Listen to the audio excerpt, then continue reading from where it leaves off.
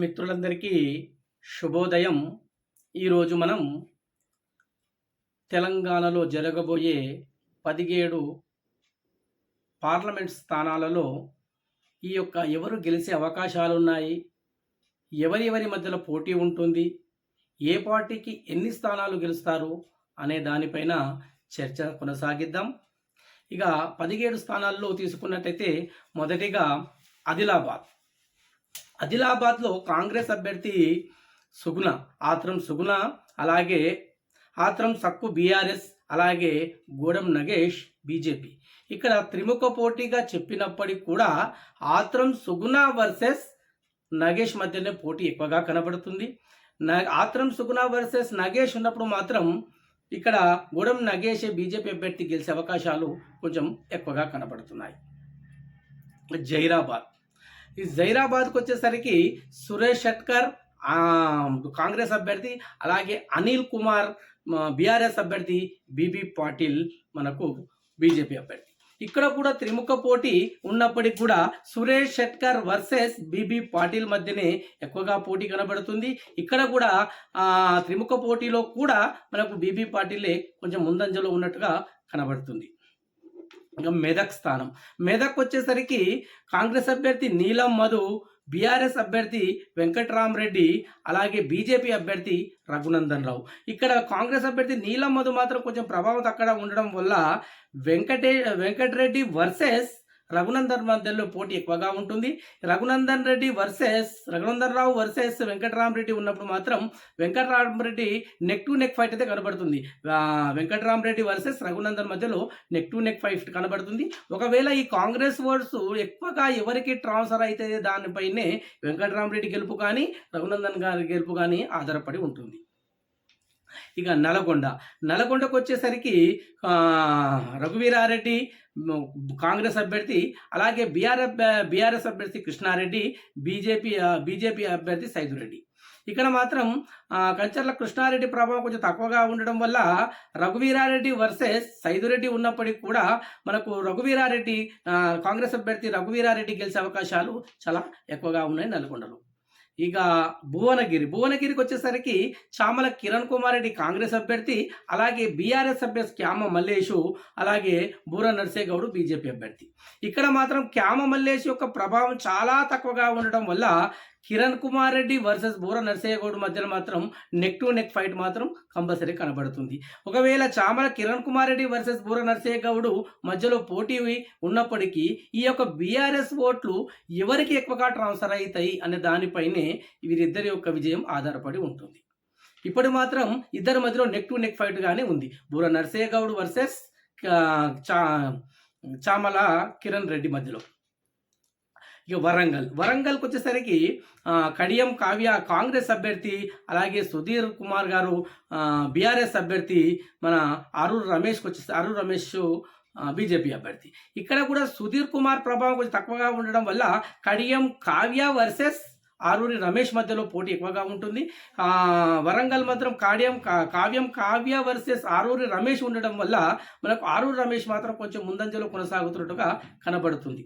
ఇక మన మహబూబాబాద్కి వచ్చేసరికి కాంగ్రెస్ అభ్యర్థి కోరిక బలరాం నాయక్, బీజేపీ అభ్యర్థి కవిత, బీఆర్ఎస్ అభ్యర్థి కవిత, బీజేపీ అభ్యర్థి సీతారాం నాయక్.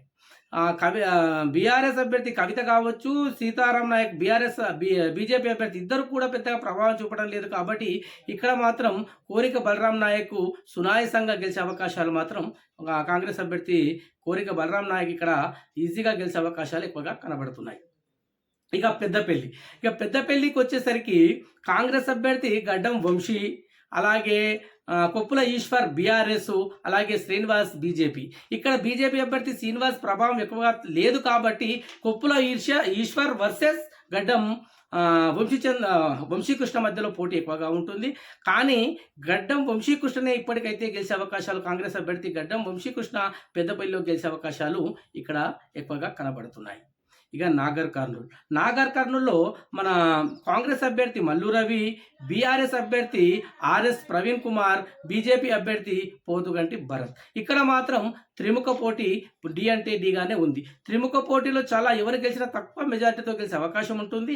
కానీ ఎవరి మధ్యలో చివరికి ఎవరి మధ్యలో పోటీ ఉండదాన్ని బట్టి కూడా ఇక్కడ గెలిచే అవకాశాలు ఎవరికి ఉంటాయని చెప్పేది ఉంది. ఒకవేళ మల్లు రవి వర్సెస్ పోతుగంటి భరత్ మధ్యలో పోటీ ఉన్నట్టయితే మాత్రం భరత్ గెలిచే అవకాశాలు ఎక్కువగా ఉంటాయి.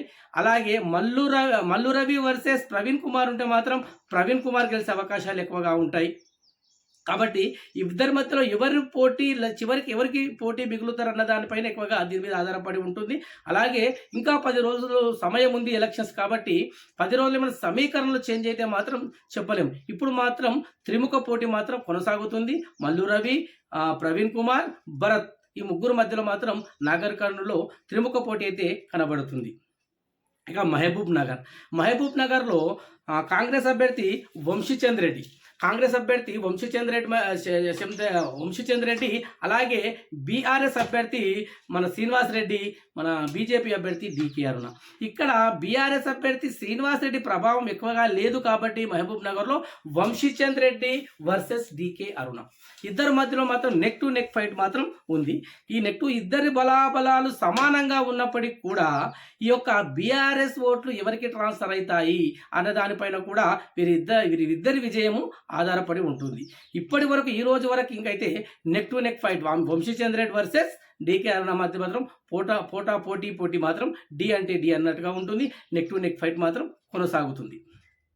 ఇక ఖమ్మం విషయానికి వస్తే రఘురామ్ రెడ్డి కాంగ్రెస్ అభ్యర్థి, నాగేశ్వర్ బీఆర్ఎస్ అభ్యర్థి, అలాగే తాండ్రా వినోద్ రావు మాత్రం బీజేపీ అభ్యర్థి. ఇక్కడ తాండ్రా వినోద్ రావు బీజేపీ అభ్యర్థి పెద్దగా ప్రభావం లేదు కాబట్టి నాగేశ్వరరావు వర్సెస్ రఘురామ్ రెడ్డి మధ్యలో పోటాపోటీగా ఉన్నప్పటికీ కూడా ఖమ్మంలో రఘురామ్ రెడ్డి గెలిచే అవకాశాలు కొంచెం ఎక్కువగా కనబడుతున్నాయి.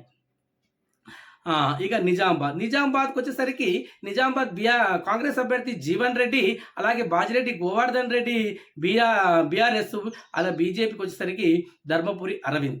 ఇక్కడ బాజిరెడ్డి గోవర్ధన్ రెడ్డి మాత్రం కొంచెం వెనకబడ్డట్టుగా కనబడుతుంది.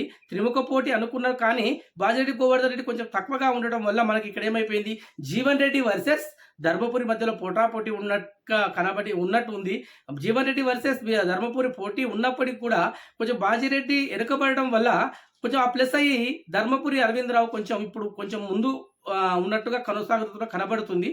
అది ఇప్పటి వరకైతే జీవన్ రెడ్డి వర్సెస్ ధర్మపురి మధ్యలో పోటాపోటీ ఉంటుంది. ధర్మపురి అరవింద్ మాత్రం కొంచెం గెలిచే అవకాశాలు ఈ రోజుకైతే కొంచెం ఎక్కువగా కనబడుతున్నాయి. ఇక మల్కాజ్గిరికి వచ్చేసరికి కాంగ్రెస్ అభ్యర్థి సునీతా మహేందర్ రెడ్డి, అలాగే లక్ష్మారెడ్డి, బీఆర్ఎస్ అభ్యర్థి లక్ష్మారెడ్డి, బీజేపీ అభ్యర్థి ఈటల రాజేందర్. ఇక్కడ మాత్రం మల్కాజ్గిరిలో ఈటల రాజేందర్ గెలిచే అవకాశాలు చాలా ఎక్కువగా ఉన్నాయి. మరియు లక్ష్మారెడ్డి వర్సెస్ సునీతా మహేందర్ రెడ్డి మధ్యలో సెకండ్ ప్లేస్ మాత్రం పోటాపోటీ కనబడినట్టుగా కనబడుతుంది. రాగిడి లక్ష్మారెడ్డి సునీతా మహేందర్ రెడ్డి మధ్య సెకండ్ ప్లేస్కే పరిమితం అయ్యే అవకాశం ఉంది. మరి సెకండ్ ప్లేస్లో ఎవరు ఉంటారన్న దాని మాత్రం పోటీ ఎక్కువగా కనబడుతుంది. ఇక్కడ మాత్రం మల్కాజ్గిరిలో ఈటల రాజేందర్ గెలిచే అవకాశాలు చాలా ఎక్కువగా ఉన్నాయి. చేవెళ్ళకి వచ్చేసరికి మన కాంగ్రెస్ అభ్యర్థి రంజిత్ రెడ్డి, రంజిత్ రెడ్డి కాంగ్రెస్ అభ్యర్థి, అలాగే కాసాని జ్ఞానేశ్వర్ బీఆర్ఎస్ అభ్యర్థి, మన బీజేపీ అభ్యర్థి కొండ విశ్వేశ్వర్ రెడ్డి. ఇక్కడ బీజేపీ అభ్యర్థి కాసాని జ్ఞానేశ్వరరావు పెద్దగా ప్రభావం చూపడం లేదు, పెద్దగా ప్రభావం తక్కువగా ఉంది కాబట్టి రంజిత్ రెడ్డి వర్సెస్ కొండా విశ్వేశ్వరరెడ్డి ఉంటుంది. కొండా విశ్వేశ్వరరెడ్డి వర్సెస్ రంజిత్ రెడ్డి ఉన్నప్పుడు మాత్రం కొండా విశ్వేశ్వరరెడ్డికి గెలిచే అవకాశాలు కొంచెం ఎక్కువగానే కనబడుతున్నాయి. చేవెళ్ళలో కరీంనగర్లో రాజేందర్ రెడ్డి కాంగ్రెస్ అభ్యర్థి, అలాగే వినోద్ కుమార్ బీఆర్ఎస్ అభ్యర్థి, అలాగే బండి సంజయ్ బీజేపీ అభ్యర్థి. ఇక్కడ మాత్రం త్రిముఖ పోటీ చెప్పవచ్చు. వినోద్ కుమార్ కావచ్చు, రాజేందర్ రెడ్డి కావచ్చు, బండి సంజయ్ కావచ్చు. ఇక్కడ ముగ్గురు కూడా త్రిముఖ పోటీ అయితే జరుగుతుంది. త్రిముఖ పోటీ జరిగినప్పుడు ఎక్కువగా బీజేపీకి ఎక్కువ గెలిచే అవకాశాలు ఉంటాయి త్రిముఖ పోటీలో. కాబట్టి ఇక్కడ బండి సంజయ్ మాత్రం గెలిచే అవకాశాలు ఎక్కువగా ఉన్నాయి. త్రిముఖ పోటీ ఏమైనా కాకుండా ఎవరు రాజేందర్ రెడ్డి కావచ్చు, వినోద్ కుమార్ గారు ఏమైనా ఎక్కువగా ఓట్లు తగ్గిపోతే మాత్రం ఇక్కడ సమీకరణలు ఏమైనా చేంజ్ అయితే చెప్పలేము. కానీ త్రిముఖ పోటీ జరిగితే మాత్రం ఇప్పటికైతే త్రిముఖ పోటీ జరుగుతుంది. ఇలాగే కంటిన్యూ అయితే మాత్రం బండి సంజయ్ గెలిచే అవకాశాలు ఎక్కువగా ఉన్నాయి. ఇంకా సికింద్రాబాద్లో దానం నాగేందర్ కాంగ్రెస్ అభ్యర్థి, పద్మారావు గౌడ్ బీఆర్ఎస్ అభ్యర్థి, బీజేపీ అభ్యర్థి కిషన్ రెడ్డి. ఇక ఇక్కడ మాత్రం మన దానం నాగేందర్ ప్రభావం మాత్రం కాంగ్రెస్ అభ్యర్థి దానం నాగేందర్ ప్రభావం కొంచెం సికింద్రాబాద్లో తక్కువగా ఉంటుంది. పద్మారావు వర్సెస్ కిషన్ రెడ్డి మధ్యలో